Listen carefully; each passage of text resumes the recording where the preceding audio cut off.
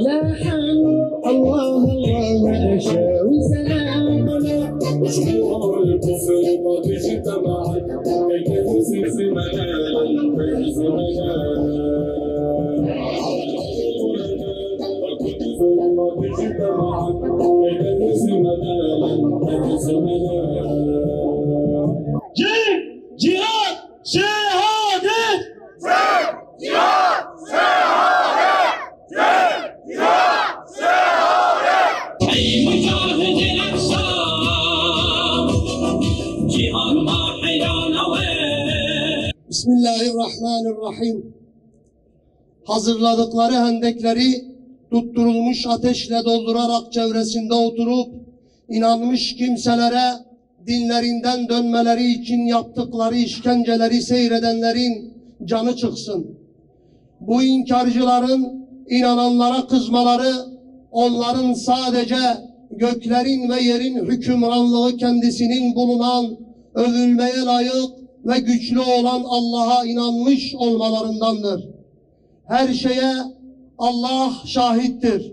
Fakat inanmış erkek ve kadınlara işkence ederek onları dinlerinden çevirmeye uğraşanlar eğer tövbe etmezlerse onlara cehennem azabı vardır. Yakıcı olan azap da onlaradır. Şüphesiz inanıp yararlı işler yapanlara içlerinden ırmaklar akan cennetler vardır. Bu büyük bir kurtuluştur. Doğrusu Rabbinin yakalaması amansızdır. Sadakallahul azim. Allah'ın selamı, rahmeti ve bereketi üzerinize olsun. Uhdud ashabının yaşadığı mezalimi yaşayan Gazze'li kardeşlerimize selam olsun. Bedir'in aslanları gibi kıt imkanlarla Siyonist işgal çetelerine karşı kahramanca direnen Hamas'ın yiğit mücahitlerine selam olsun. Bu zulme sessiz kalmayıp mazlumların safında yer alan vicdan sahiplerine selam olsun. Bağrı yanık mazlumların ahını işitip bu meydanları dolduran duyarlı halkımıza selam olsun. Zulme sessiz kalmayan ve zulmün karşısında dik duranlara selam olsun. Gazze'de mazlum kardeşlerimiz tarihte örneğine az rastlanacak türden büyük bir zulümle karşı karşıya kalmaktadır.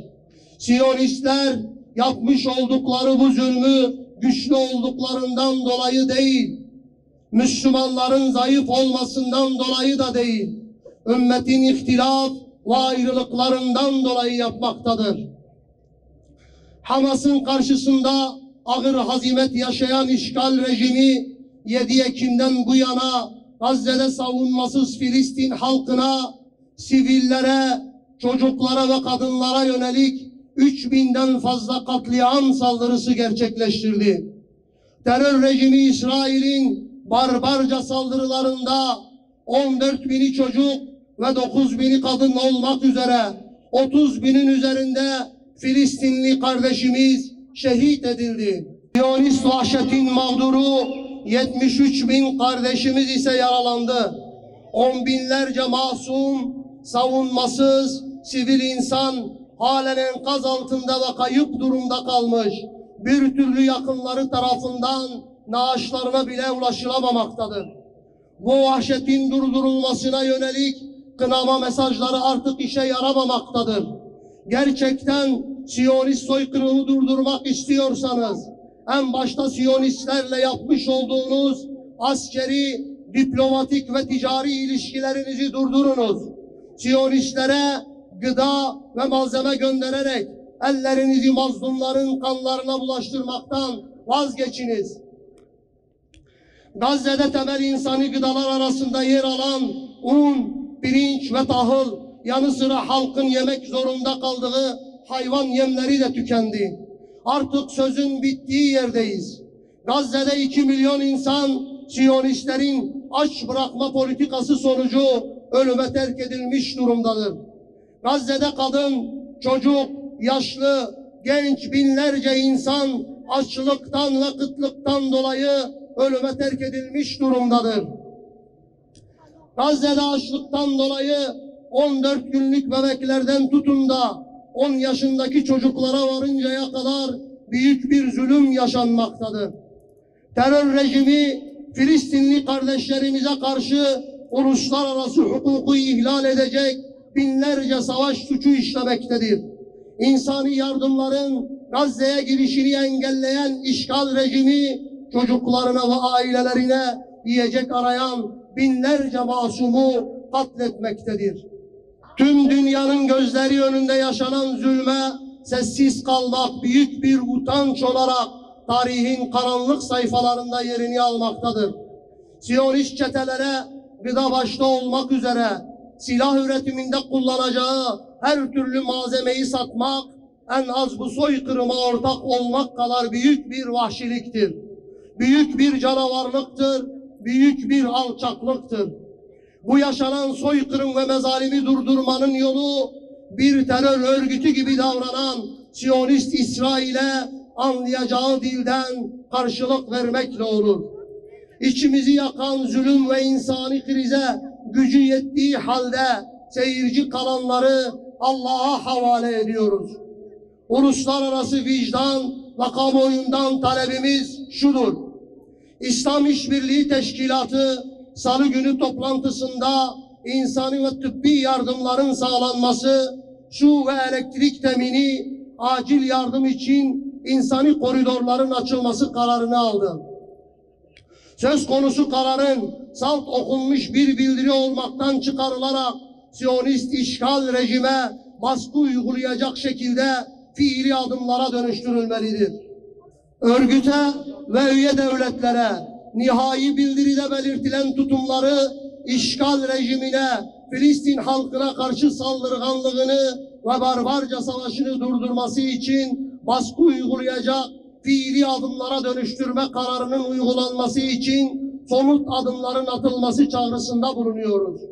Suçlu Siyonist işgal ordusunun Gazze'de neden olduğu acıların ve insani felaketin büyüklüğü, saldırıyı durdurmak, sistematik bir açlık savaşına maruz kalan Gazze halkına gıda yardımı götürmek ve Nazi oluşumunun çağdaş tarihimizde eşi benzeri görülmemiş vahşet ve katliamların hesabını vermekten kaçmamasını sağlamak için ortak ve acil eylem çağrısında bulunuyoruz.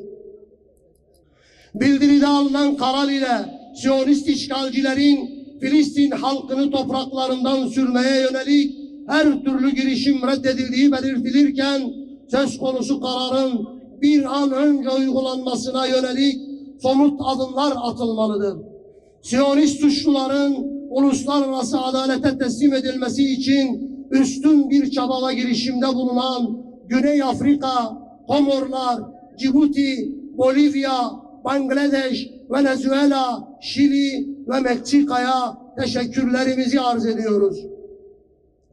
Onlarla savaşın ki Allah sizin ellerinizle onları cezalandırsın, onları rezil rüsva etsin, onlara karşı size yardım ve zafer ihsan buyursun.